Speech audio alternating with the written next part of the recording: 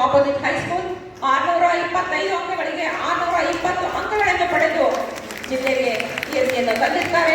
ಅವರನ್ನು ಸಹ ವೇದಿಕೆಗೆ ಹೃತ್ಪೂರ್ವಕವಾಗಿ ಸ್ವಾಗತ ಮಾಡ್ತಾ ಇದ್ದೀವಿ. ಅದೇ ರೀತಿ ನಿಂಚನ ಚೈತನ್ಯ ಗುರುಕುಲ ಹೈಸ್ಕೂಲ್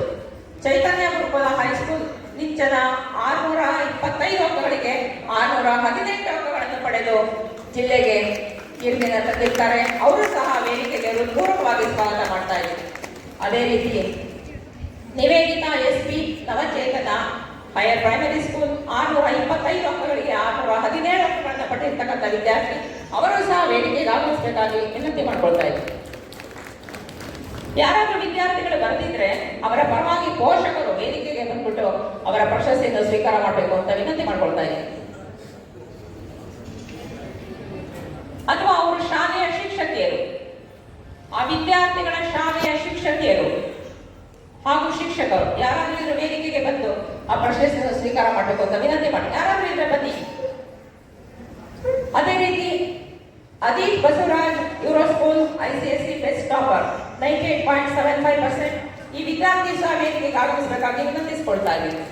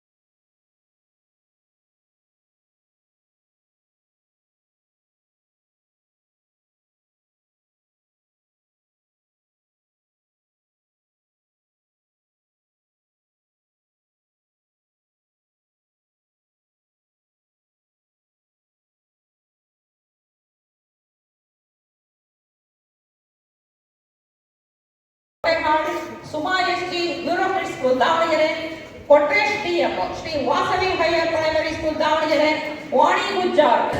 ಜೋರಾದ ಚಪ್ಪಾಳೆಯೊಂದಿಗೆ ಎಲ್ಲ ಶಿಕ್ಷಕರು ಪ್ರೋತ್ಸಾಹ ನೀಡಬೇಕಾಗಿ ನಮ್ಮಲ್ಲಿ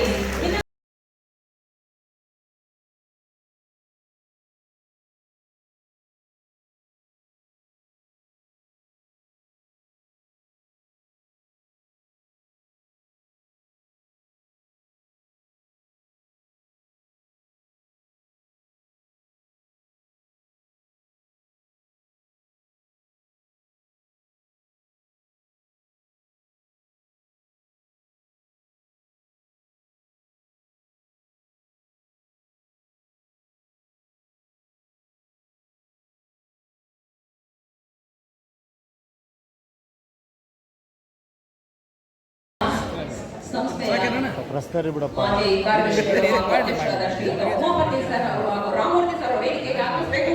ಹಾಗೆ ನಾಗರಾಜ್ ಸರ್ ನಮ್ಮ ಎಲ್ಲ ಪದಾಧಿಕಾರಿಗಳು, ಕಳೆದ ಸಾಲಿನ ಎಲ್ಲ ಪದಾಧಿಕಾರಿಗಳು ವೇದಿಕೆಗೆ ಆಗಮಿಸುವಾಗ ನಾವು ಈ ಒಂದು ಕಾರ್ಯಕ್ರಮದಲ್ಲಿ ಪಾಲ್ಗೊಳ್ಳಲು ವಿನಂತಿ ಮಾಡಿಕೊಳ್ತಾ ಇದ್ದೇವೆ. ಬನ್ನಿ ಸರ್, ಎಲ್ಲ ಪದಾಧಿಕಾರಿಗಳು ವೇದಿಕೆಗೆ ಆಗಮಿಸಬೇಕಾಗಿ ಹೃತ್ಪೂರ್ವಕವಾಗಿ ವಿನಂತಿ ಮಾಡಿಕೊಳ್ತಾ ಇದ್ದೇವೆ.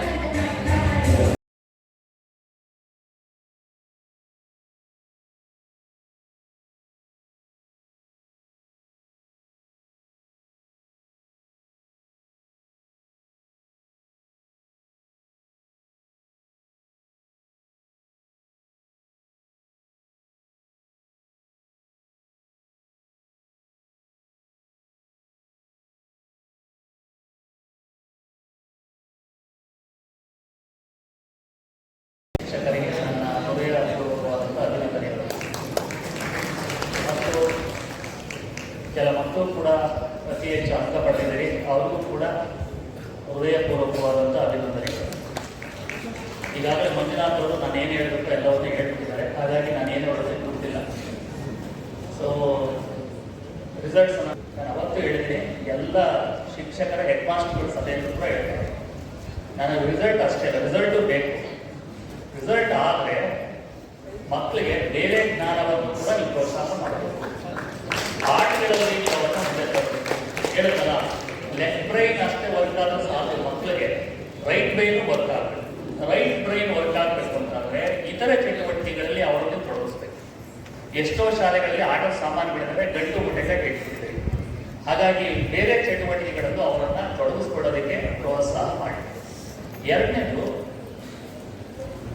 ಫೈನಾನ್ಷಿಯಲ್ ಎಜುಕೇಶನ್ ಅನ್ನ ಟೀಚ್ ಮಾಡಿ ಮಕ್ಕಳಿಗೆ. Very very important. ಇಂಜಿನಿಯರ್ ಆಗ್ತಾರೆ, ಡಾಕ್ಟರ್ ಆಗ್ತಾರೆ, ಇತ್ಯಾದಿ ಆಗ್ತಾರೆ. ಫೈನಾನ್ಷಿಯಲ್ ಮ್ಯಾನೇಜ್ಮೆಂಟ್ ಗೊತ್ತಾಗೋದೇ ಇಲ್ಲ. ಎಷ್ಟೋ ಜನ ದೊಡ್ಡವರಾದ್ರೂ ಕೂಡ, ಇಲ್ಲಿರೋರು ಕೂಡ ಎಷ್ಟೋ ಜನಕ್ಕೆ ಗೊತ್ತೇ ಇಲ್ಲ. ಧೈರ್ಯವಾಗಿ ಹೇಳ್ತೀನಿ, ಗೊತ್ತಿಲ್ಲ. ಎಷ್ಟು ಜನ ರಿಚ್ ಡ್ಯಾಡ್ ಪೂರ್ ಡ್ಯಾಡ್ ಪುಸ್ತಕವನ್ನು ಓದಿದಿರಾ? ಕೈಯಲ್ಲಿ rich dad poor dad, rich dad poor dad ಓದಿದ್ದೀರಾ? ರಿಚ್ ಡ್ಯಾಡ್ ಪೂರ್ ಡ್ಯಾಡ್ ಯಾರು ಓದಿದ್ರಿ? ಯಾರೋ ಒಬ್ಬರೇ ಓದಿದ್ದಾರೆ. ಈ ರೂಮಲ್ಲಿ ಯಾರೋ ಹೊರಟೋಗ್ತಾರೆ. ನೀವು ಮಕ್ಕಳಿಗೆ ಅದನ್ನ ಓದಿಸೋಕೆ ಕೇಳಬೇಕು. ಈ ತರದ ಪುಸ್ತಕಗಳನ್ನ ಪ್ರೋತ್ಸಾಹ ಮಾಡಬೇಕು. ಬೇರೆ ಪುಸ್ತಕಗಳನ್ನ ಓದಿಸೋ ಹವ್ಯಾಸವನ್ನು ಹಚ್ಚಬೇಕು. ನಾನು ಟೀಚರ್ಸ್ ಮೀಟಿಂಗ್ ಅಲ್ಲಿ ಹೇಳ್ತಾ ಇದ್ದೆ, ನಮ್ಮ ಮೇಷ್ಟ್ರುಗಳ್ರಿ ದಿನಕ್ಕೊಂದೊಂದು ಪುಸ್ತಕ ಮೇಲೆ ಇಟ್ಕೊಂಡು ಹೋಗೋದು. ಅವ್ರು ಓದ್ತಿರೋ ಬಿಡ್ತಿರೋ ಗೊತ್ತಿಲ್ಲ ನನಗೆ, ಅವರಿಂದ ನಾನು ಓದೋದಕ್ಕೆ ಶುರು ಮಾಡಬೇಕು. ನಮ್ಮ ಗುರುಗಳು ನನಗೆ ಇನ್ಸ್ಪಿರೇಷನ್ಸ್. ಪುಸ್ತಕ ಇಟ್ಕೊಳ್ಬೇಕು. ನಾನು ಚಿಕ್ಕ ವಯಸ್ಸಲ್ಲಿ ಯಾರಾದ್ರೂ ಕೇಳಿದ್ರೆ ಏನಾಗ್ತಪ್ಪ ನಿನಗೆ, ನಾನು ಟೀಚರ್ ಆಗ್ತೀನಿ ಅಂತಿದ್ದೆ.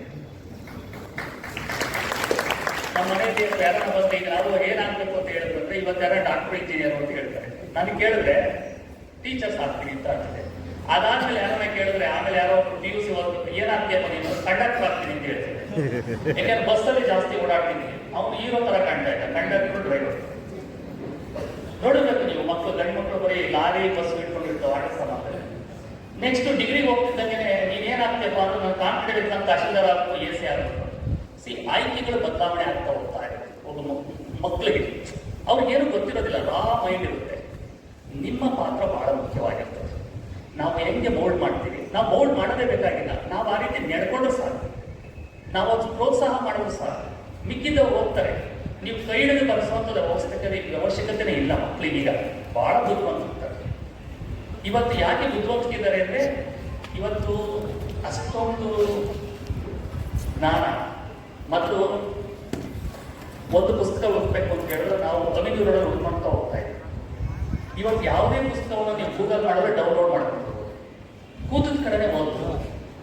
ನಾವು ಯಾವುದೋ ಒಂದು ಪ್ರಶ್ನೆ ಬೇಕು ಅಂತ ಹೇಳಿದ್ರೆ ಅದಕ್ಕೆ ಉತ್ತರ ಬೇಕು ಅಂದ್ರೆ ಕರೆಕ್ಟ್ ಆನ್ಸರ್ ಹುಡುಕೋದಕ್ಕೆ ವಾರಗಟ್ಟಲೆ ಆಗುತ್ತೆ. ಇವತ್ತು ಬೇಕಾಗಿಲ್ಲ, ಫ್ರಾಕ್ಷನ್ ಆಫ್ ಸೆಕೆಂಡ್ ಅಲ್ಲಿ ಸಿಗುತ್ತೆ. ಇವತ್ತು ಪ್ರಪಂಚ ಗ್ಲೋಬಲ್ ವಿಲೇಜ್ ಆಗಿದೆ. ಹಾಗಾಗಿ ಮಾಹಿತಿ ಕಳೆದ ಎಲ್ಲವೂ ಅಲ್ಲಲ್ಲಿ ಸಿಗ್ತಾ ಇದ್ದಾರೆ. ಈ ಲರ್ನಿಂಗ್ ಇದ್ದಾರೆ ನೋಡಿ. ಇಲ್ಲಿ ವಾಮದೇವಪ್ಪ ಸಾಹೇಬ್ ಹೇಳ್ತಾ ಇದ್ರು, ನಾವು ಈ ಲರ್ನಿಂಗ್ ಲೈಬ್ರರಿ ಕೂಡ ಮಾಡಿದ್ದೀವಿ. ಹಾಗಾಗಿ ಒಳ್ಳೆ ಪುಸ್ತಕಗಳನ್ನು ಓದೋದಕ್ಕೆ ಪ್ರೋತ್ಸಾಹ ಮಾಡಿ, ಒಳ್ಳೆ ಹವ್ಯಾಸಗಳನ್ನ ಅವ್ರಿಗೆ ತಲೆಗಚ್ಚಿ ಆಟದಲ್ಲಿ ಹಚ್ಬೇಕು. ಅವ್ರಿಗೆ ಯಾಕೆ ಆಟದಲ್ಲಿ ಹಚ್ಬೇಕು ಅಂತ ಹೇಳಿದ್ರೆ, ಇವತ್ತು ನೀವು ನೋಡಿರ್ಬೇಕು, SLC ಮಗು ಈಗ 98%, 99% ಮಾಡಿದೆ ಮಗು. ನಾನು ಕಂಗ್ರಾಚುಲೇಷನ್ ಮಾಡ್ತೀನಿ. ನಾನು ಮೇಸ್ಟರ್ ಆಗಿದ್ದೆ, ಲೆಕ್ಚರರ್ ಆಗಿದ್ದೆ KLE ಕಾಲೇಜಲ್ಲಿ. PUC ನಲ್ಲಿ SLC 98 ಇರೋ ಮಗು PUC ನಲ್ಲಿ 70% ತಗೊಂಡು 60% ಆಗೋದು, 50% ಆಗೋದು. ಅಂದ್ರೆ ನಾನು ಹೇಳ್ತಾ ಇದ್ದೀನಿ, ಮಗುವಿನ ಬೆಳವಣಿಗೆ ಅಂದ್ರೆ ಓದುವ ಬೆಳವಣಿಗೆ ಅದು ಇನ್ಕ್ರೀಸಿಂಗ್ ಟ್ರೆಂಡ್ ಇರಬೇಕು ಹೊರತು ಡಿಕ್ರೀಸಿಂಗ್ ಟ್ರೆಂಡ್ ಆಗೋದು. ಅದು 70 ಮಾಡಬೇಕು SLC, PUC 75 ಮಾಡಬೇಕು, ಡಿಗ್ರಿ 80 ಮಾಡಬೇಕು. ಸೊ ಈ ರೀತಿ ಟ್ರೆಂಡ್ ಹೋಗ್ಬೇಕು. ಮತ್ತೆ ಬೇರೆ ಚಟುವಟಿಕೆಗಳಲ್ಲಿ ಭಾಗಿಯಾಗೋ ರೀತಿಯಲ್ಲಿ ನಿಮ್ಮ ಕೈಯಲ್ಲಿದೆ, ನೀವು ಪ್ರೋತ್ಸಾಹ ಮಾಡಬೇಕು. ಗೇಮ್ ಅನ್ನ ಕಲಿಸಿ ಅಂತ ಯಾಕೆ ಹೇಳ್ತಿದ್ದೀನಿ ಅಂತಂದ್ರೆ, ಮಕ್ಕಳಿಗೆ ಸೋಲೋದು ಮತ್ತು ಕಲಿಬೇಕು. ಸೋತಾಗ ಸೈಕಲಾಜಿಕಲಿ ಮಕ್ಕಳು ಬಹಳ ಕುಗ್ತವೆ. ಆಟದಲ್ಲಿ ಸೋಲನ್ನ ಕಲಿಯಕ್ಕೆ ಶುರು ಮಾಡೋದೇನಾಗುತ್ತೆ, ಆ ಪಿಯರ್ ಲರ್ನಿಂಗು ಆ ಒಳಗ ಅದು ಸೈಕಲಾಜಿಕಲಿ ಸರಿ ಹೋಗ್ತಾ ಹೋಗುತ್ತೆ.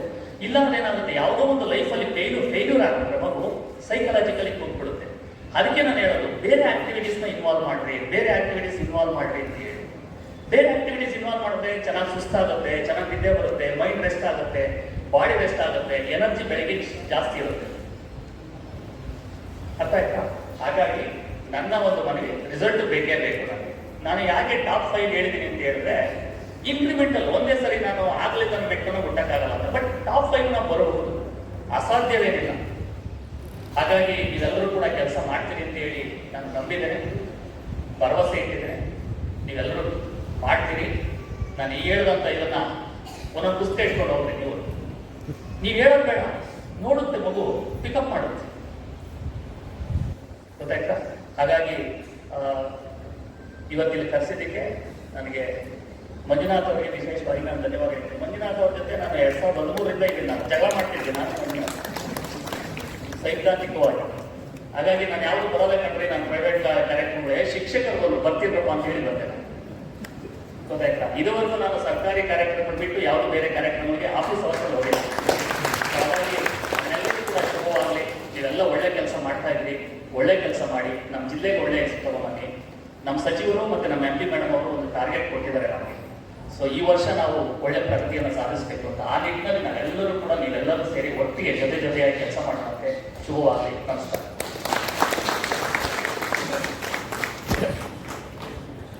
ಜಿಲ್ಲೆಗೆ SSLC ಫಲಿತಾಂಶದಲ್ಲಿ ಅತಿ ಹೆಚ್ಚಿನ ರೀತಿಯಲ್ಲಿ ಪ್ರಗತಿ ಸಾಧಿಸ್ಬಿಟ್ಟು ಒಳ್ಳೆಯ ರ್ಯಾಂಕ್ ಅನ್ನ, ಒಳ್ಳೆಯ ಗ್ರೇಡ್ ಅನ್ನ ಪಡಿಬೇಕು ಅಂತ ತಮ್ಮ ಮುಂದೆ ಹಲವಾರು ಸೂಚನೆಗಳನ್ನ, ನಿಯಮಗಳನ್ನ ತಮ್ಮ ಮುಂದೆ ಪ್ರಸ್ತುತಪಡಿಸಿದರೆ.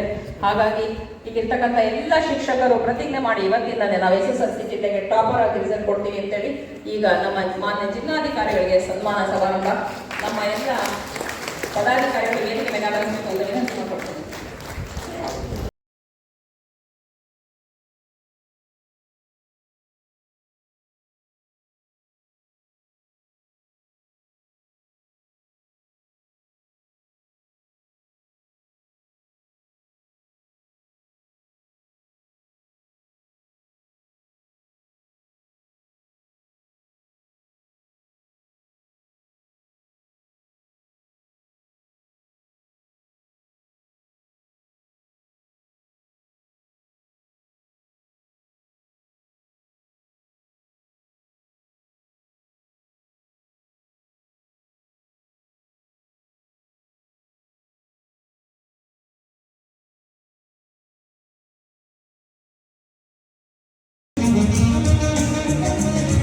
ಬರ್ತೇನೆ ನಾನು.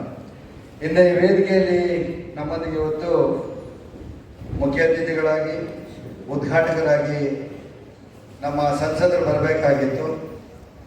ಮಾತಾಡಿದಂಥ ಸಂದರ್ಭದಲ್ಲಿ ನಿನ್ನೆ ರಾತ್ರಿ ನಡೆದಂಥ ಒಂದು ಘಟನೆಯಿಂದ ಖಂಡಿತ ನೀವು ಹೋಗಿ ವೇದಿಕೆಗೆ ನನ್ನ ಪರವಾಗಿ ಮಾತಾಡಿ ಅಂತಲೂ ನನ್ನೂ ಕಳಿಸಿದ್ದಾರೆ. ಜೊತೆಲಿ ನಾನು ಅತಿಥಿಯಾಗಿದ್ದೇನೆ. ಹಾಗಾಗಿ ಅವರ ಅನುಪಸ್ಥಿತಿಯಲ್ಲಿ ಈಗ ತಾನೇ ಇದೇ ಜಿಲ್ಲೆಯವರಾಗಿ, ಇಲ್ಲೇ ಜಿಲ್ಲಾಧಿಕಾರಿಗಳಾಗಿ ಒಂದಷ್ಟು ವಿಚಾರಗಳನ್ನು ಮುಂದೆ ಹೇಳಿದಂಥ ನಮ್ಮ ಗಂಗಾಧರ ಸ್ವಾಮಿ ಅವರು ವೇದಿಕೆಯನ್ನು ನಿರ್ಗಮಿಸಿದ್ದಾರೆ. ಮತ್ತವರು ನಮ್ಮ ಕನ್ನಡ ಸಾಹಿತ್ಯ ಪರಿಷತ್ತಿನ ಅಧ್ಯಕ್ಷರು ಶ್ರೀನಿವಾಸ್ ಗೆದ್ದಾಗಿಂದ ಬರಲೇ ಇಲ್ಲ, ಗೆದ್ದಿನ 3 ತಿಂಗಳಾಗಿರೋದು, ಮರ್ತೋಗಿದ್ದಾರೆ ಅನಿಸುತ್ತೆ. ಆದರೂ ಸಹ ಅವರು ಸಹ ಈಗ ತಾನೇ ಅವರ ಪ್ರೀತಿ ಗೌರವವನ್ನು ಅರ್ಪಿಸಿದ್ದಾರೆ ವಾಮದೇವಪ್ಪನವರು. ಆ ನಿಟ್ಟಿನಲ್ಲಿ ಇವತ್ತು ಇಲ್ಲಿ ಶ್ರೀಮತಿ ಪುಷ್ಪಲತಾ ಅವರಿದ್ದಾರೆ, ನಮ್ಮ ಅಧ್ಯಕ್ಷರಾದ ಸಂತೋಷ್ ಕುಮಾರ್ ಇದ್ದಾರೆ, ಮತ್ತೆ ನೂತನವಾಗಿ ಈಗ ತಾನೇ ಆಯ್ಕೆ ಆಗಿರುತ್ತ ದಾವಣಗೆರೆ ಜಿಲ್ಲಾ ಖಾಸಗಿ ಶಾಲೆಗಳ ಆಡಳಿತ ಮಂಡಳಿ ಒಕ್ಕೂಟದ ಎಲ್ಲ ಗೌರವಾನ್ವಿತ ಪದಾಧಿಕಾರಿಗಳು ಮತ್ತೆ ನನ್ನ ನೆಚ್ಚಿನ ಶಿಕ್ಷಕ ವೃಂದದವರು. ಜಿಲ್ಲಾಧಿಕಾರಿಗಳು ಮಾತಾಡೋ ಸಂದರ್ಭದಲ್ಲಿ ನಾನೇನು ಮಾತಾಡಬೇಕು ಅಂತೇಳಿ ಯೋಚನೆ ಮಾಡ್ತಿದ್ದೆ. ಯಾಕೆ ನಾವು ಇದೇ ಒಂದು ಕ್ಷೇತ್ರದ ವ್ಯಾಪ್ತಿಯಲ್ಲಿ ಸರಿಸುಮಾರು 1971ರಿಂದ ಕಾರ್ಯನಿರ್ವಹಿಸ್ತಾ ಇರೋದ್ರಿಂದ ನಮ್ಮ ಮೊದಲ ಶಾಲೆ ಪ್ರಾರಂಭವಾಗಿದ್ದು 1971-72 ಭಾರತೀಯ ವಿದ್ಯಾನಿಕೇತನ. ಎರಡನೇ ಸಮೂಹ ಗ್ರೂಪ್ ಆಫ್ ಇನ್ಸ್ಟಿಟ್ಯೂಷನ್ ಪ್ರಾರಂಭವಾಗಿದ್ದು 99-2000. ಎರಡೂ ಸೇರಿದ್ರೆ 12,500ಕ್ಕೂ ಹೆಚ್ಚು ಮಕ್ಕಳಿದ್ದಾರೆ. ನನ್ನ ಕ್ಯಾಂಪಸ್ಸಲ್ಲಿ 1,500ದಷ್ಟು ನಿಮ್ಮ ಥರನೇ teaching and non teaching staff ಇದ್ದಾರೆ. ಹಾಗಾಗಿ ಈ ಕ್ಷೇತ್ರದಲ್ಲಿ ಸರಿಸುಮಾರು 71-72ರಿಂದ ಇದ್ದಾವೆ. ಯಾರಾದರೂ ಅನ್ಬೋದು 71-72 ನಿನಗೆ ಅಷ್ಟೇ ವಯಸ್ಸು ಅಂತ ಅಲ್ವಾ? ಅಂದರೆ ನಾನೇ ಪ್ರಾರಂಭ ಮಾಡಬೇಕು ಅಂತಿಲ್ಲ, ನಮ್ಮ ಕುಟುಂಬದ ವತಿಯಿಂದ ಪ್ರಾರಂಭ ಮಾಡಿದಂಥ ವಿದ್ಯಾಸಂಸ್ಥೆಗಳು. ನಾನೇ ಪ್ರಾರಂಭ ಮಾಡಿದ್ದು 99-2000. ಅದರಲ್ಲಿ 8,000 ಮಕ್ಕಳಿದ್ದಾರೆ, ಸ್ಕೂಲ್ ಟು ಇಂಜಿನಿಯರಿಂಗ್. ಹಾಗಾಗಿ ಈ ಕ್ಷೇತ್ರದಲ್ಲಿ ನಮ್ಮದೇ ಆದಂಥ ಅನುಭವ ಇದೆ ಅಂತೇಳಿ ಹೇಳಲಿಕ್ಕೆ ಇಚ್ಛೆ ಪಡ್ತೇನೆ. ನಾನು ಈ ಒಂದು ಕ್ಷೇತ್ರವನ್ನು ಸರಿಸುಮಾರು 42,000ದಷ್ಟು ನೋಂದಣಿ ಕಾರ್ಯದಲ್ಲಿ ನಾವೆಲ್ಲ ತೊಡಗಿಸ್ಕೊಂಡಿದ್ವಿ. ಅಂದರೆ ಹೆಚ್ಚು ಪರಿಚಯ ಆಗಿರಲಿಲ್ಲ ಒಬ್ಬರಿಗೊಬ್ಬರು. ಆದರೆ ಮೊನ್ನೆ ಚುನಾವಣೆಗೆ ಬಂದಂಥ ಸಂದರ್ಭದಲ್ಲಿ ಖಂಡಿತ ಈ ಕ್ಷೇತ್ರ ವ್ಯಾಪ್ತಿ 35 ತಾಲೂಕುಗಳಿಗೂ ಹೆಚ್ಚು, 33 MLAಗಳು, 5 ಜಿಲ್ಲೆಗಳು. ಸಾಕಷ್ಟು ಜನಕ್ಕೆ ಗೊತ್ತಿರುತ್ತೆ, ಒಂದಷ್ಟು ಜನಕ್ಕೆ ಗೊತ್ತಿರಲಿಕ್ಕಿಲ್ಲ. ಹಾಗಾಗಿ ಇಲ್ಲಿ ಹೈಸ್ಕೂಲಿಂದ ಮೇಲ್ಪಟ್ಟಂಥ ಎಲ್ಲ ಶಿಕ್ಷಕರು ನನಗೆ ಮತದಾರರಾಗಿದ್ದೀರಿ. ಖಂಡಿತ ನಿಮ್ಮೆಲ್ಲರ ಆಶೀರ್ವಾದದಿಂದ ಇವತ್ತು ಬಂದು ನಿಮ್ಮ ಮುಂದೆ ಮಾತಾಡಲಿಕ್ಕೆ ಭಾಜನರಾಗಿದ್ದೇನೆ ಅಂತೇಳಿ ಹೇಳಲಿಕ್ಕೆ ಇಚ್ಛೆ ಪಡ್ತಾರೆ. ಅದರಲ್ಲಿ ನಿಮ್ಮ ಆಶೀರ್ವಾದ ಇದೆ ಅಂತ ಹೇಳಲಿಕ್ಕೆ ಇಚ್ಛೆ ಪಡ್ತಾರೆ. ಆದರೆ ನಾವು ತಗೊಳ್ಳುವಂಥ ಒಂದಷ್ಟು ನಿರ್ಣಯಗಳು ಪೂರಕವಾಗಿರಬೇಕಾಗಿ ಬರುತ್ತೆ ಅನ್ನೋದು ನನ್ನ ಚುನಾವಣೆ.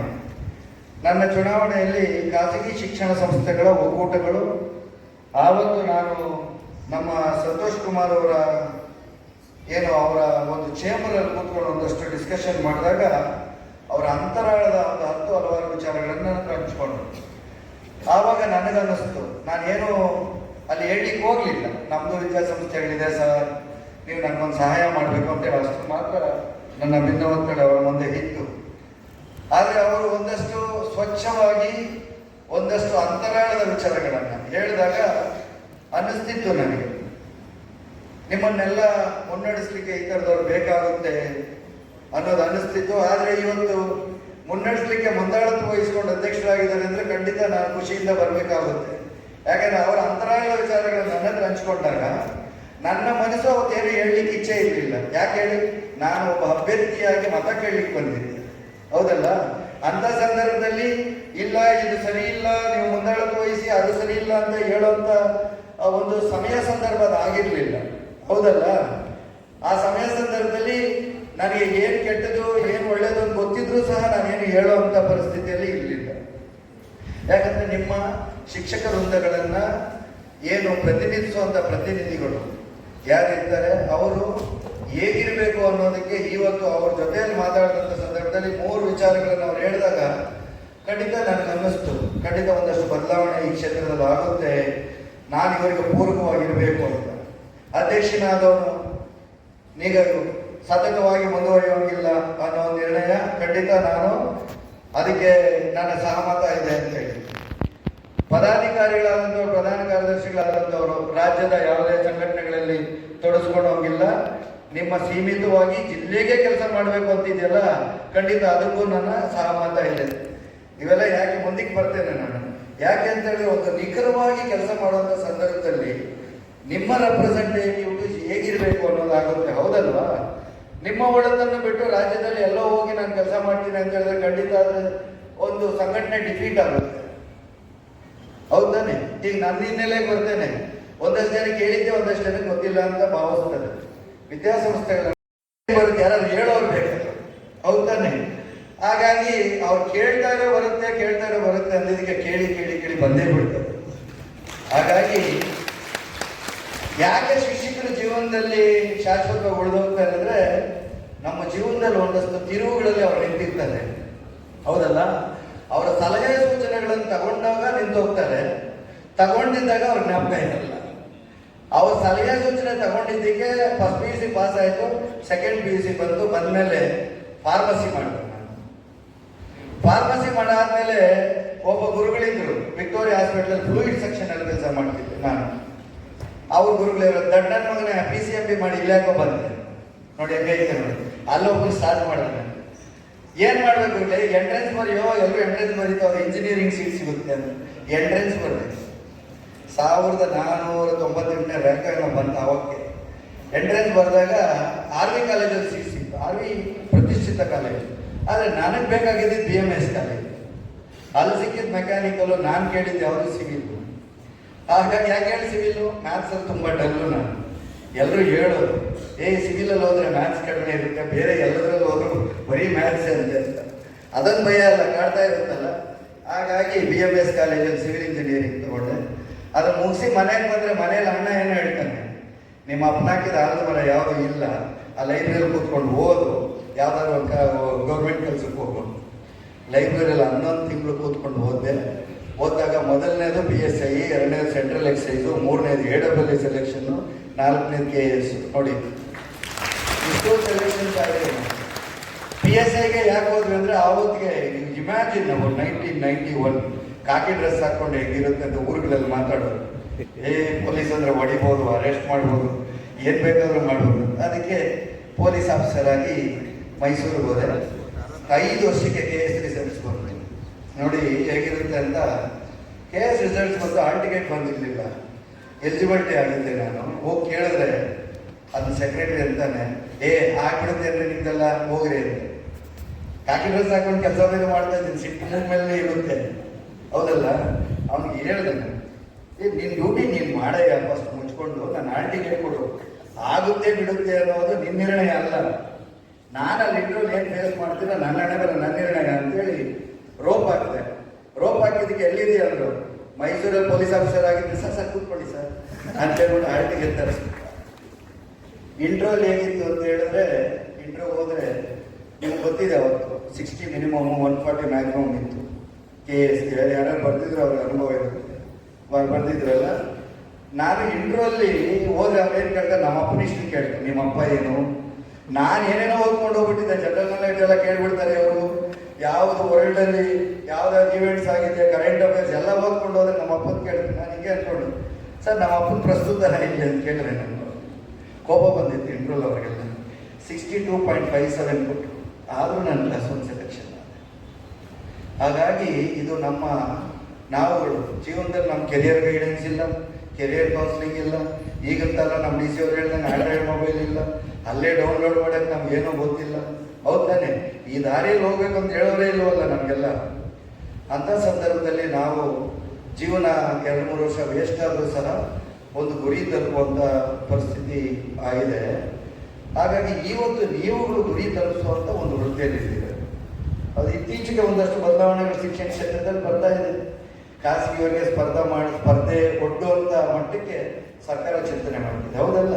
ಯೂನಿಟ್ ಟೆಸ್ಟಿಗೂ ಸ್ಟಾರ್ಟ್ ಆಗಿದ್ದಾವೆ, ಮಂತ್ಲಿ ಟೆಸ್ಟಿಗೂ ಸ್ಟಾರ್ಟ್ ಆಗಿದ್ದಾರೆ, ಕ್ಯಾಮ್ರಾಗಳು ಹಾಕಿದ್ದಾರೆ.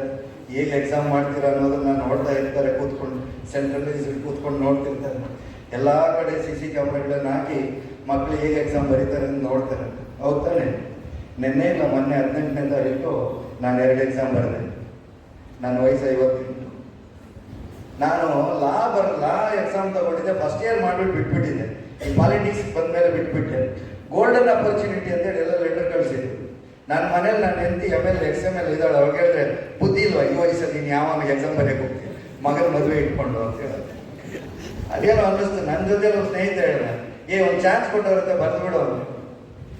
ನಾನು 18ನೇ ತಾರೀಕು ಟಾರ್ಸು ಮತ್ತು ಪ್ರಾಪರ್ಟಿ ಲಾ ಬರ್ದೆ. ನಾನು ಅವ್ರು ಎಕ್ಸ್ಟರ್ನಲ್ ಬಂದಿದ್ರು, ಅವರು MS ರಾಮಯ್ಯ ಬಂದಿದೆ. ಸರ್ ನೀವು ಕಾರ್ಯದರ್ಶಿಗಳು, ಹೌದು ಸರ್ ಕಾರ್ಯದರ್ಶಿಗಳು ಅಂತೇಳಿ ಅವ್ನಿಗೇನೋ ಡೌಟು.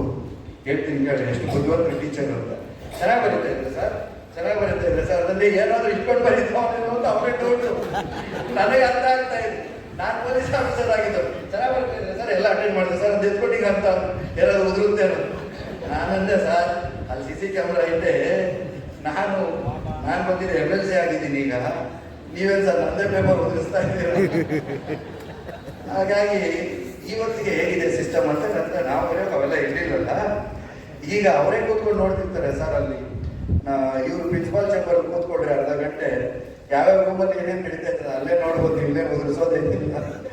ನಡ್ಕೊಂಡು ಹೋದ್ರು ಅಂದ್ಕೊಳ್ಳಿ. ಅಂದರೆ ಎಕ್ಸಾಮ್ ಬರೆದು ಬಂದೆ, ಮೋಸ್ಟ್ಲಿ ಎಲ್ಲ ಕ್ಲಿಯರ್ ಆಗುತ್ತೆ ಅಂತ ಭಾವಿಸ್ತೇನೆ. ಹಾಗಾಗಿ PUC ಮಾಡಿದಾದ್ಮೇಲೆ ಪೊಲೀಸ್ ಆಫೀಸರ್ ಆಗಿದ್ನಲ್ಲ, Indian history, European history, political science, political thinkers ನನಗೆ ಸಬ್ಜೆಕ್ಟ್ಸು ಕನ್ನಡದಲ್ಲಿ ಬಂದೆ ನಾನು. ಆವಾಗ ಸುಮ್ಮನೆ MA ಹೆಂಗಿದ್ರು ಕಟ್ಟೋಣ ಅಂತೇಳಿ ಮೈಸೂರು ಯೂನಿವರ್ಸಿಟಿಯಲ್ಲಿ MA ಹಿಸ್ಟ್ರಿ ಬರೆದೆ. ನಾನು ಹೆಂಡತಿಗೆ ಮಾಸ್ಟರ್ ಡಿಗ್ರಿ ಇಲ್ಲ ಅಂತ MA ಸೋಷಿಯಾಲಜಿ ಬರೆದೆ. ಇಂಜಿನಿಯರಿಂಗ್ ಕಾಲೇಜ್ ಮಾಲೀಕನಾಗಿದ್ದೀನಲ್ಲ ಅಂತೇಳಿ MTech ಸ್ಟ್ರಕ್ಚರ್ಸ್ ಮಾಡಿದೆ ನಾನು. ಅದನ್ನು ನೋಡ್ಕೊಳ್ಲಿಕ್ಕೆ ಯಾರಾದರೂ ಬಂದರೆ ಏನೇ ಅಡ್ಮಿನಿಸ್ಟ್ರೇಷನ್ ಗೊತ್ತಿಲ್ಲ ಅಂತ ಹೇಳಿ ನಾನು ಅಣ್ಣಾ ಯೂನಿವರ್ಸಿಟಿಯಲ್ಲಿ MBA ಟೆಕ್ನಾಲಜಿ ಮ್ಯಾನೇಜ್ಮೆಂಟ್. ಲಾ ಬ್ರಾಕೆಟ್ ಇತ್ತು, ಮೋಸ್ಟ್ಲಿ ಬ್ರಾಕೆಟಿಗೆ ತೆಗಿತೇನೆ. ಓದಲಿಕ್ಕೆ ವಯಸ್ಸು ಬೇಕಾಗಿರಲಿಲ್ಲ. ನಮ್ಮ ಮನಸ್ಸು 3 ಅವರ್ ಕೂತ್ಕೊಳ್ತೀನೋ ಇಲ್ಲ ಅಂತೇಳಿ ಒಂದು ಡೌಟ್ ಇತ್ತು. ಖಂಡಿತ 3 ಅವರ್ ಕೂತ್ಕೊಂಡು ಬರಿಬೋದು ಅಂತೇಳಿ ಮೊನ್ನೆ ಅನ್ನಿಸ್ತು ನನಗೆ. ಇನ್ನು 4 ನಿಮಿಷ ಬೇಕಾಗಿತ್ತು ಒಂದು ಪ್ರಶ್ನೆ ಸಾಲ್ವ್ ಮಾಡಲಿಕ್ಕೆ, ಅದಾಗಲಿಲ್ಲ. ಅದೇನಾದ್ರೆ ಈಗ ಬರೆಯೋದಕ್ಕೂ ಆಗ ಬರೆಯೋದಕ್ಕೂ ವ್ಯತ್ಯಾಸ ಕಾಣಿಸ್ತಿತ್ತು ನನಗೆ. ಆವಾಗ ನಾನು ಸ್ಟೂಡೆಂಟಾಗಿ ಬರೆಯುವಾಗ ಮತ್ತು ಮತ್ತೆ ಈಗ ಅನುಭವನ ಹೊಂದಿ KS ಅಧಿಕಾರಿಯಾಗಿ ಬರೀಬೇಕಾದ್ರೆ ಸಾಕಷ್ಟು ವಿಚಾರಗಳು ಆಟೋಮೆಟಿಕ್ ಆಗಿ ನಮಗೆ ಬರಿಬೋದು ಅನ್ನಿಸ್ತಿರ್ತದೆ. ಇದು ನಮ್ಮ ಇತಿಹಾಸ ಅಂದರೆ ಇವತ್ತು ಇತಿಹಾಸ ಸೃಷ್ಟಿ ಮಾಡೋ ಒಂದು ಜಾಗದಲ್ಲಿರುವಂಥ ನೀವು ನಿಮ್ಮನ್ನ ನಗರದಲ್ಲೇ ಹೋಗೋಕ್ಕಾಗಲ್ಲ ಅಂತೇಳಿ ಹೇಳಿದ್ವಿ. ಹಾಗಾಗಿ ಇವತ್ತು ನಮ್ಮ ಮುಂದೆ 5 ಸವಾಲುಗಳಿದ್ವು. 3 ತಿಂಗಳಲ್ಲಿ ನಾವೀಗ ಆಲ್ರೆಡಿ 3 ಸವಾಲುಗಳು ಪೂರೈಸಿದ್ದೇವೆ ನೋಡಿ. ಯಾಕೆ ಅಂತ ಹೇಳಿದ್ರೆ ಅದೊಂದು ಹೊಣೆಗಾರಿಕೆ. ಆ ಹೊಣೆಗಾರಿಕೆಯಲ್ಲಿ ಕ್ಷೇತ್ರನ ಆಯ್ಕೆ ಮಾಡಿಕೊಂಡಾಗ ಏನೇನು ಸಮಸ್ಯೆಗಳಿದಾವೆ ಅಂತ ನಾನು ಪಟ್ಟಿ ಮಾಡ್ಕೊಂಡು ಎಲ್ಲ ಕಡೆ ಭಾಷಣ ಮಾಡಿದ್ದೆ. ಖಾಸಗಿಯಲ್ಲಿ ಬಂದಾಗ ಖಾಸಗಿದು ವಿಚಾರಗಳನ್ನ ನಾನು ಮಾತಾಡಿದ್ದೆ. ಹಾಗಾಗಿ ಈ ಒಂದು 7ನೇ ವೇತನ ಆಯೋಗ ಪೆಂಡಿಂಗ್ ಇತ್ತು, ಅನೌನ್ಸ್ ಮಾಡಿಸಿದ್ದೀವಿ. ಖಾಸಗಿ ಶಿಕ್ಷಣ ಸಂಸ್ಥೆಗಳಲ್ಲಿ 2005 ಅನುದಾನಿತ ಶಿಕ್ಷಣ ಸಂಸ್ಥೆಗಳಲ್ಲಿ 2015ರಿಂದ ಇದುವರೆಗೂ ಖಾಲಿ ಹುದ್ದೆಗಳು ತುಂಬಕ್ಕಾಗಲಿರಲಿಲ್ಲ. ಮನೆ ಗಜೆಟ್ ನೋಟಿಫಿಕೇಶನ್ ಆಗಿ ತುಂಬುವಂಥ ಪ್ರಕ್ರಿಯೆ ಮಾಡಿಸಿದ್ದೇವೆ. ಅದರ ಜೊತೆಯಲ್ಲಿ ಹಿಂದೆ OPS ಅನ್ನು ಕೊಡ್ತೀವಿ ಅಂತೇಳಿ ಸರ್ಕಾರ ಹೇಳಿತ್ತು. 11,530 ಜನಕ್ಕೆ OPS ಕೊಟ್ಟಿದೆ. ಇನ್ನು 2,55,000 ಜನಕ್ಕೆ OPS ಕೊಡಬೇಕಾಗಿದೆ. ಮುಂದಿನ ವರ್ಷದಲ್ಲಿ ಆಗುತ್ತೆ. ಅದೇ ಜೊತೆಯಲ್ಲಿ ಏನು CSRಗೆ ಅಮೆಂಡ್ಮೆಂಟ್ ತರಬೇಕಾಗಿತ್ತು, ಆ ವಿಚಾರವಾಗಿ ಸಮಿತಿ ಮಾಡಿದ್ದೇವೆ. ಆ ಸಮಿತಿ ಈಗ ಕಾರ್ಯಕ್ರಮನ ರೂಪಿಸ್ಕೊಂಡಿದೆ. ಸದ್ಯದಲ್ಲಿ ಸಬ್ಮಿಟ್ ಮಾಡಿ ಅದನ್ನು ಮಾಡ್ತೇವೆ. ಈ ಥರ ನಮ್ಮ ಮುಂದೆ ಇದ್ದಂಥ ಎಲ್ಲ ಸವಾಲುಗಳನ್ನು ಕೇವಲ 3 ತಿಂಗಳಲ್ಲಿ ಮುಖ್ಯಮಂತ್ರಿಗಳು ಸಂಬಂಧಪಟ್ಟ ಸಚಿವರ ಹತ್ರ ಒತ್ತಿ ಹೇಳಿ ಕೆಲಸನ ಮಾಡಿದ್ದೇವೆ. ಯಾಕಂದ್ರೆ ಅದು ನನ್ನ ಡ್ಯೂಟಿ ಆಗಿರುತ್ತೆ. ನಾಳೆ ಬೆಳಗ್ಗೆ ನೀವು ನಾನು ಬಂದಾಗ ಪ್ರಶ್ನೆ ಮಾಡ್ತೀರಿ, ಏನೇ ದೊಡ್ಡದಾಗಿ ಭಾಷಣ ಬಿಟ್ಟು ಅದು ನೀನೇನು ತಪ್ಪದೆ ಅಂತ. ಹೌದಲ್ಲ, ನನ್ನ ಮುಂದೆ ಮಾತಾಡಲ್ಲ. ಯಾಕಂದ್ರೆ ನಾನು ರೆಪ್ರೆಸೆಂಟೇಟಿವ್ ಆಗಿರ್ತೀನಲ್ಲ. ನಮಸ್ಕಾರ ಸರ್ ಅಂತ ನಗ್ತೀರ, ಅರ್ಧಂಬರ್ಧ ನಗ್ತೀರ. ಮುಂದಕ್ಕೆ ಹೋಗಿದ ತಕ್ಷಣ ಅವನು ಒಂದೇ ಇವನು ಒಂದೇ, ಏನು ವ್ಯತ್ಯಾಸ ಇದೆ ಈ ಕ್ಷೇತ್ರದಲ್ಲಿ, ಯಾವನ್ನಂದ್ರೂ ಇದೆ ಇದೆ. ಹೌದಾನೆ, ಬರುತ್ತಾ ಇಲ್ಲ. ನೀವು ಶಿಕ್ಷಕರನ್ನು ಸುಮ್ಮನೆ ಇರ್ಲಿಕ್ಕೆ ಆಗಲ್ವ? ಒಳಗಿನ ಮಾತಾಡ್ಬಿಡ್ಬೇಕಲ್ಲ. ನಿಮ್ಮ ಕೈಯಲ್ಲಿ ಮಾತಾಡದೇ ಇದ್ರೂ ಸುಮ್ಮನೆ ಇರ್ಲಿಕ್ಕೆ ಆಗಲ್ಲ. ಹೌದಾನೆ, ಮಾತಾಡಲೇಬೇಕಲ್ಲ. ನೀವು ಮಾತಾಡ್ಬಿಡ್ತೀರ. ಅದನ್ನು ಅನ್ಸ್ಕೊಂಡಿರುವಂಥ ಪ್ರಮೇಯ ಏನಿಲ್ಲ. ಹೌದಲ್ಲ? ಹಾಗಾಗಿ ಇವತ್ತು ಖಾಸಗಿ ಶಿಕ್ಷಣ ಸಂಸ್ಥೆಗಳಲ್ಲಿರ್ತಕ್ಕಂಥ ಸವಾಲುಗಳು ಸಾಕಷ್ಟು. ಅದು ಮೊದಲಿಗೆ ನಿಮ್ಮ ಮನಸ್ಸಲ್ಲಿ ಹೇಳ್ತಾರೆ ಸೇವಾ ಭದ್ರತೆ. ಹೌದಾನೆ, ಮಾಲೀಕರು ಇಲ್ಲಿ ಕೂತಿದ್ದಾರೆ, ಸಂತೋಷ್ ಕುಮಾರ್ ಅವ್ರ ಮುಂದೆ ಸೇವಾ ಭದ್ರತೆ ಮಾತಾಡ್ಬೇಕಾ ಬೇಡ ಅನ್ನೋ ವಿಚಾರ ನನ್ನ ತಲೆಯಲ್ಲಿ ಓಡ್ತಾ ಇರುತ್ತೆ. ಯಾಕಂದ್ರೆ ಎಲ್ಲ ಮಾಲೀಕರಿಗೂ ಅದು ಸವಾಲಾಗಿರುತ್ತೆ. ಸೇವಾ ಭದ್ರತೆ ವಿಚಾರವಾಗಿ ಇತರರಿಗೆ ಕಂಪೇರ್ ಮಾಡ್ಕೊಂಡು ಅವ್ರಿಗಿಂತ ಹೆಚ್ಚು ವರ್ಕಿಂಗ್ ಅವರ್ಸ್ ಕೆಲಸ ಮಾಡ್ಕೊಂಡು ದ ಬೆಸ್ಟ್ ರಿಸಲ್ಟ್ಸ್ ಕೊಟ್ಕೊಂಡು ಒಳ್ಳೆ ಪ್ರಾಡಕ್ಟ್ಸ್ನ ಮಾರ್ಕೆಟ್ ಕೊಟ್ಕೊಂಡು in spite of that satisfaction ಇಲ್ಲ ಜಾಬ್ ಅನ್ನೋದು ಒಂದಷ್ಟು ಇರುತ್ತೆ. ಈ ಒಂದು ಸೇವೆಗೆ ಇಷ್ಟಪಟ್ಟು ಬಂದಿದ್ದೀರೋ ಇಲ್ಲ, ಚಾಯ್ಸೇ ಇಲ್ದಿರ, ಚಾಯ್ಸು ಆಗಿರ್ಬೋದು ಇಲ್ಲ ಚಾನ್ಸ್ ಆಗಿರ್ಬೋದು. ಸಾಕಷ್ಟು ಜನ ಈ ಕ್ಷೇತ್ರಕ್ಕೆ ಈಗ ಬರ್ತಾ ಇರೋರೆಲ್ಲ by chance, not by choice. ಹೌದಾ ಇಲ್ಲ? ಇದನ್ನ ಅಸಕ್ಟಾಗಿ ನೀವು ಮಾಡಲೇಬೇಕು. ಯಾಕೆ ಅಂತ ಹೇಳಿದ್ರೆ ಹಿಂದೆ ಇದ್ದಂಥ ಗೌರವ ಈಗ ಇದೆಯಾ ಅನ್ನೋದೇ ಪ್ರಶ್ನೆ ನಮ್ಮ ಮುಂದೆ. ಶಿಕ್ಷಕರಿಗೆ, ಸ್ಕೂಲ್ ಮೇಸ್ಟ್ರಿಗೆ ನಾನು ಓದುವಂಥ ಸಂದರ್ಭದಲ್ಲಿ ಆ ಒಂದು ಗೌರವ ಈಗ ಉಳಿದಿದೆಯಾ? ಉಳಿದಿಲ್ಲ ಅಂದರೆ ಈ ವೃತ್ತಿ ಬೈ ಚಾನ್ಸ್ ಆಗಿಲ್ಲ, ಬೈ ಚಾಯ್ಸ್ ಆಗಿಲ್ಲ, ಬೈ ಚಾನ್ಸ್ ಆಗಿಲ್ಲ. ಹೌದಲ್ಲ? ಬೇರೆ ಯಾವುದೂ ಸಿಗ್ತಿರೋ ವಿಧಿ ಇಲ್ಲದೆ ಎಲ್ಲಿ ಸಿಗುತ್ತೆ ಅಂದರೆ ಯಾವುದಾದ್ರೂ ಶಾಲೆಯಲ್ಲಿ ಟೀಚರಾಗಿ ಕೆಲಸ ಮಾಡ್ಬೋದು. NTT ಮಾಡ್ಕೊಂಡು ಹೋದರೆ ಪ್ರೈಮರಿ, B.Ed ಮಾಡ್ಕೊಂಡು ಹೋದರೆ ಹೈಸ್ಕೂಲಿನ ಮೇಲ್ಪಟ್ಟಿಗೆ. ಈ ಥರದ್ದು ಆಗಿರೋದ್ರಿಂದ ಇವತ್ತೇನಾಗ್ತದೆ, ನಮ್ಮ ಪ್ರಾಡಕ್ಟ್ಸು ಒಂದಷ್ಟು ಇಫೆಕ್ಟಿವ್ ಪ್ರಾಡಕ್ಟ್ಸು, ಒಂದಷ್ಟು ಪ್ರೊಡಕ್ಟಿವ್ ಪ್ರಾಡಕ್ಟ್ಸ್ ಬರ್ತಿದ್ದಾರೆ. ಹಿಂದೆ ಆ ಥರ ಆಗಲಿಕ್ಕಿಲ್ಲ. ಈಗ ನಾನು ಕನ್ನಡ ಶಾಲೆಯಲ್ಲಿ ಬಂದವನು ಈ ಮಟ್ಟಕ್ಕೆ ಓದಬೇಕಂತ ಹೇಳಿದ್ರೆ ನನ್ನ ತಳಪಾಯ ಸರಿ ಇತ್ತು, ಕನ್ನಡ ತಳಪಾಯ ನಾನು ಭಾವಿಸ್ಕೊಂಡಿದ್ದೇನೆ. ಹೌದಲ್ಲ? ಆವಾಗ ನಮ್ಮ ಮನೆ ಇತಿಹಾಸ ತಗೊಂಡ್ರೆ ಇನ್ನಾಗ್ತದೆ 10 ಜನ ಮಕ್ಕಳು, 5 ಜನ ಹೆಣ್ಮಕ್ಳು, 5 ಜನ ಗಂಡು ಮಕ್ಕಳು. ಈಗ ಒಂದೊಂದು ಮಕ್ಳು ಇರ್ತವೆ. ನೀವೇನಾದ್ರೂ ಎತ್ತಿದ ತಕ್ಷಣ ಟಿವಿನೇನೋರು ಜೊತೆಯಲ್ಲೇ ನಿಮ್ಮ ಶಾಲೆ ಹತ್ರ ಬರ್ತಾರೆ ಮಕ್ಕಳು. ಹೌದಾನೆ? ನನ್ನ ಮಕ್ಕಳನ್ನ ಹೊಡೆದ ಅಂತ ಹೇಳಿ ಯಾರ ಜೊತೆಲಿ ಬರ್ತಾರೆ? ಟಿವಿನ ಏನಾದ್ರು ಜೊತೆಯಲ್ಲಿ ಬರ್ತಾರೆ ಟೀಚರ್ ಮೇಲೆ ಸವಾರಿ ಮಾಡ್ಲಿಕ್ಕೆ. ಆವತ್ತು ಹೊಡೆದ ಅಂತ ನಾನೇನು ತೀಟೆ ಮಾಡ್ದ ಅಂತ ಮೇಷ್ಟ್ರು ಕರೆದ್ರೆ ಅವ್ನ ಮುಂದೆನೆ ಕಾಲಲ್ಲಿ ಓದಿಯವರು ಪೇರೆಂಟ್ಸ್. ನಮ್ಮನ್ನ ಯಾರ ಮುಂದೆ? ಟೀಚರ್ ಮುಂದೆನೆ ಓದಿಯವರು. ಯಾಕೆ ಹೊಡೆದ ಅಂತ ಕೇಳ್ತಿದ್ದಿಲ್ಲ. ಯಾಕೆ ಹೊಡೆದ? ನನ್ನ ಮಗನ ಇಷ್ಟೇ ಹೊಡೆದ, ಇನ್ನೊಂದೆರಡು ಕೊಡಿ ಅಂತ ಹೇಳೋರು. ಯಾಕಂದ್ರೆ ಮಕ್ಕಳು ಸಂಖ್ಯೆ ಜಾಸ್ತಿ ಮನೆಯಲ್ಲಿ. ಹಾಗಾಗಿ ಅಂತ ಕಾಳಜಿ ವಹಿಸುವಂಥದ್ದು ಇವತ್ತು ಒಂದೊಂದು ಮಕ್ಕಳು 2 ಮಕ್ಕಳು ಇರೋದ್ರಿಂದ ಏನಾಗುತ್ತೆ, ಭಯ ಅವ್ರಿಗೂ ದಿಢೀರ ಪ್ರಶ್ನೆ ಮಾಡ್ತಾರೆ, ನಿಮ್ಮನ್ನು ಬೀದಿಗೆ. ಅಂಥದ್ರಲ್ಲಿ ಅಂಥ ಒಂದು ವಾತಾವರಣದಲ್ಲಿ ಕೆಲಸ ಮಾಡೋದನ್ನು ತುಂಬ ಕಷ್ಟ. ಆದರೂ ಸಹ ನಿಮ್ಮ ವೃತ್ತಿಗೆ ನೀವು ನ್ಯಾಯ ಕೊಡೋ ನಿಟ್ಟಿನಲ್ಲಿ ಕೆಲಸ ಮಾಡಿ. ಇವತ್ತು ಬಂದಂಥ ಏನು ರಿಸಲ್ಟ್ಸ್ ಬಂತು, ರಿಸಲ್ಟ್ಸ್ ಹೇಳಿ ಅನೌನ್ಸ್ ಮಾಡಿದ ಸಂದರ್ಭದಲ್ಲಿ ನಮ್ಮ ಪ್ರಧಾನ ದಟ್ ಇಸ್ ಕಾಲ್ಡ್, ಈ ವೃತ್ತಿಗೆ ಒಂದು ಸ್ಯಾಂಕ್ಟಿಟಿ ಇದೆ. ಆದರೆ ಆ ಗೌರವವನ್ನು ಎತ್ತಿ ಹಿಡಿಯುವಂಥದ್ದು ಇಂದಿನ ಗೌರವವನ್ನು ಮತ್ತೆ ಮುಂದುವರಿಸುವಂಥ ಕೆಲಸ ನಿಮ್ಮ ಕೈಯಲ್ಲಿರುತ್ತೆ. ನಿಮ್ಮ ರೆಪ್ರೆಸೆಂಟೇಟಿವ್ ಆಗಿ ನನ್ನ ಕೆಲಸ ಏನಿರುತ್ತೆ, ಅಂತಿಮವಾಗಿ ಸರ್ಕಾರದಲ್ಲಿಂದ ಹೇಳಿದ್ದೆ ಪರ್ ಸ್ಟೂಡೆಂಟ್ 25 ರೂಪೀಸ್ ಥರ ಎನ್ರೋಲ್ಮೆಂಟ್ಗೆ ನಾವು ಕೊಡ್ತೀವಿ. ಅಲ್ಟಿಮೇಟ್ಲಿ ಖಾಸಗಿ ಶಿಕ್ಷಕರಿಗೆ ಆ ಸವಲತ್ತನ್ನು ತಲುಪಿಸೋದ್ರಲ್ಲಿ ಸರ್ಕಾರ ವಿಫಲವಾಗಿದೆ. ಆ ನಿಟ್ಟಿನಲ್ಲಿ ಒಂದು ಪ್ರಾಮಾಣಿಕ ಪ್ರಯತ್ನ ಮಾಡ್ತೀನಿ, ಮಾಡಿ ಸರ್ಕಾರದ ವತಿಯಿಂದ ಅಟ್ಲೀಸ್ಟ್ ಆರೋಗ್ಯ ವಿಮೆಗೆ ಒಂದು ಪ್ರಾಮಾಣಿಕ ಪ್ರಯತ್ನ ಮಾಡ್ತೀನಿ ಅಂತ ಹೇಳಿದ್ದೆ. ಈಗಲೂ ಬದಲಾಗಿದ್ದೇನೆ. ಅದೇ ನಿಟ್ಟಿನಲ್ಲಿ ನಾನು ಒಂದು ಪ್ರಾಮಾಣಿಕ ಪ್ರಯತ್ನ ಮುಂದುವರಿಯುತ್ತೆ. ಜೊತೆಯಲ್ಲಿ ಈಗ ನವೀಕರಣಕ್ಕೆ 2018 ಸುಪ್ರೀಂ ಕೋರ್ಟ್ ಆದೇಶನ ಇಟ್ಕೊಂಡು ಕೇಂದ್ರ ಸರ್ಕಾರದಿಂದ ಖಾಸಗಿ ಶಿಕ್ಷಣ ಸಂಸ್ಥೆಗಳು, ಅನುದಾನಿತ ಶಿಕ್ಷಣ ಸಂಸ್ಥೆಗಳ ಮೇಲೆ ನವೀಕರಣಕ್ಕೆ ಸಾಕಷ್ಟು ಒಂದಷ್ಟು ನಿಬಂಧನೆಗಳನ್ನು ಹಾಕಿದ್ದಾರೆ. ಅದರಿಂದ ಆಡಳಿತ ಮಂಡಳಿಗೆ ಜೊತೆಯಲ್ಲಿ ಒಂದಷ್ಟು ಮುಖ್ಯ ಶಿಕ್ಷಕರಿಗೆ ಹೊರೆ ಆಗ್ತಿದೆ. ಆ ನಿಟ್ಟಿನಲ್ಲಿ ನಾವು ಸರ್ಕಾರದಲ್ಲಿ ಮಾನ್ಯ ಮುಖ್ಯಮಂತ್ರಿಗಳ ಹತ್ರ ಮಾತಾಡಿದಾಗ ಹೇಳ್ತೇನೆ ನಾನು ಏನಂತ ಹೇಳಿದ್ರೆ, ಒಂದಷ್ಟು ಆದೇಶ ಹೊರಡಿಸಿದ ದಿನಾಂಕದಿಂದ ಮುಂದಿನ ದಿನಕ್ಕೆ ಒಂದಷ್ಟು ಆದೇಶಗಳು ರಿಟ್ರೆಸ್ಪೆಕ್ಟಿವ್ ಆಗುತ್ತೆ. ಯಾವುದು ಸವಲತ್ತುಗಳು ಕೊಡೋ ನಿಟ್ಟಿನಲ್ಲಿ ರಿಟ್ರೆಸ್ಪೆಕ್ಟಿವ್ ಆದರೆ ಒಪ್ಕೊಂಡಲ್ಲ, ಹೌದಲ್ಲ? 30-40 ವರ್ಷದಿಂದ ಸೇವೆ ಕೊಡ್ತಾ ಇರುವಂಥ ಶಿಕ್ಷಣ ಸಂಸ್ಥೆಗಳಿಗೆ ನೀನು ಬಿಲ್ಡಿಂಗ್ ಸೇಫ್ಟಿ ತಗೊಂಬ, ಫೈರ್ ಸೇಫ್ಟಿ ತಗೊಂಬ, ಅದು ತಗೊಂಬ, ಇದು ತಗೊಂಬ ಅಂತ ಹೇಳಿದ್ರು. ಮತ್ತೆ ಇಷ್ಟು ವರ್ಷ ಕೊಟ್ಟಿದ್ದ ಸೇವೆಗೆ ಏನು ಬೆಲೆ ಬಂತು?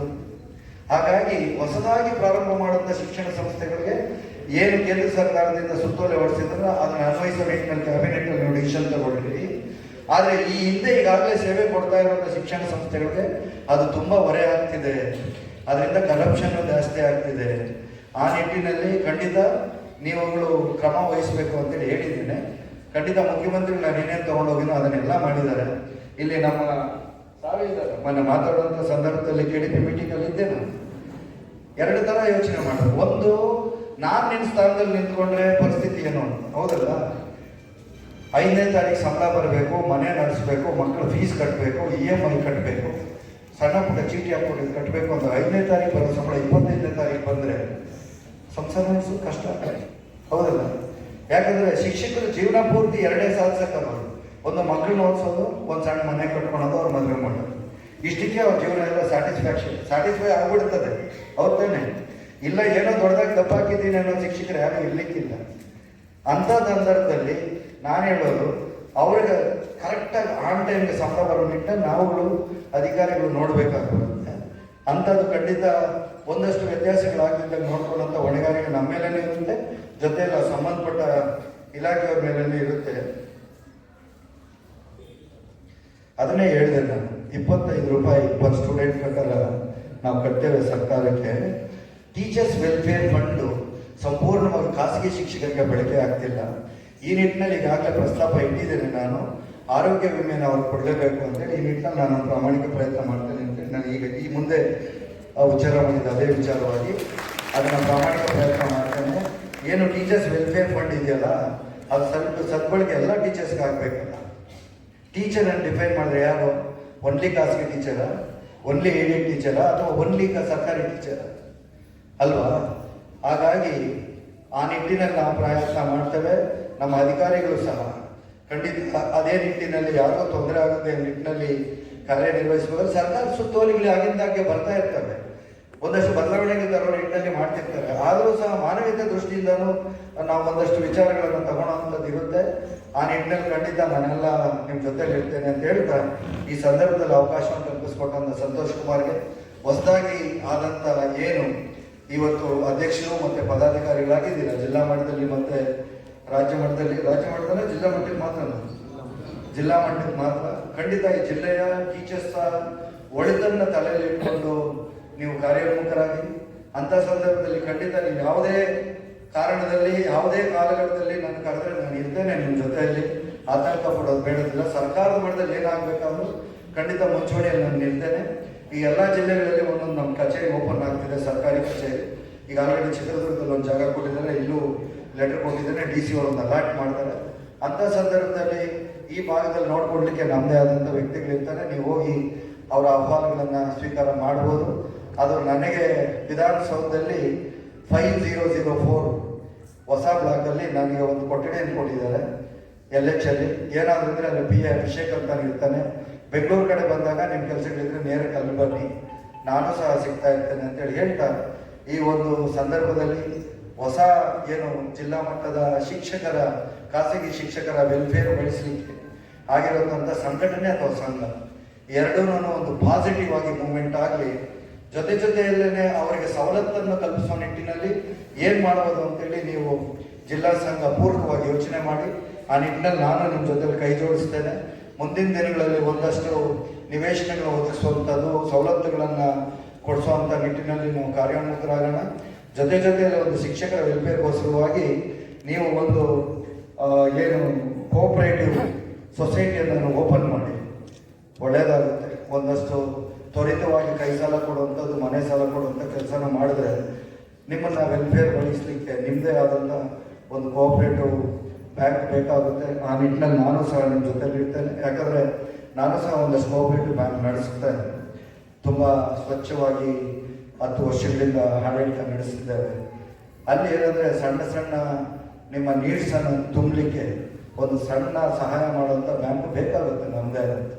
ಆ ನಿಟ್ಟಿನಲ್ಲಿ ನಾವೆಲ್ಲ ಕಾರ್ಯೋನ್ಮುಖರಾಗೋಣ ಅಂತೇಳಿ ಹೇಳ್ತಾ ಈ ಸಂದರ್ಭವನ್ನು ಕಲ್ಪಿಸಿಕೊಟ್ಟಂಥ ಅಧ್ಯಕ್ಷರು, ಪದಾಧಿಕಾರಿಗಳು, ಇಷ್ಟು ಸಮಯವನ್ನು ನಿಮ್ಮ ಅಮೂಲ್ಯವಾದ ಸಮಯ ಕೊಟ್ಟಂಥ ಎಲ್ಲ ಶಿಕ್ಷಕರು ವಂದಿಸಿ ನನ್ನ ಮಾತನ್ನು ಮುಗಿಸ್ತೇನೆ. ಜೈ ಹಿಂದ್, ಜೈ ಕರ್ನಾಟಕ. ಧನ್ಯವಾದ. ಶ್ರೀಮತಿ ಸಹನಾನಂದ ಇಂಟರ್ನ್ಯಾಷನಲ್ ಸ್ಕೂಲಿಂದ Mamata HD,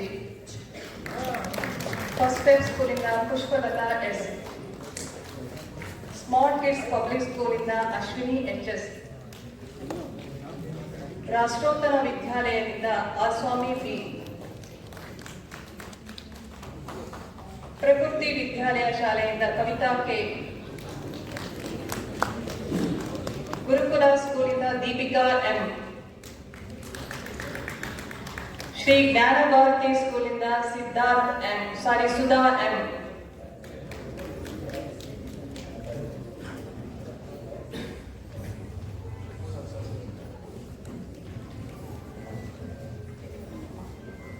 Sudha M, Shri Jnana Bharati school.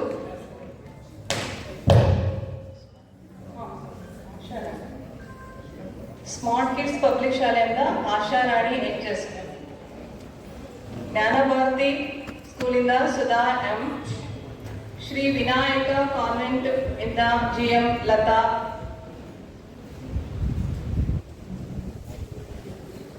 ನವಚೇತನ ಸ್ಕೂಲಿಂದ ಬಸವರಾಜಪ್ಪ H.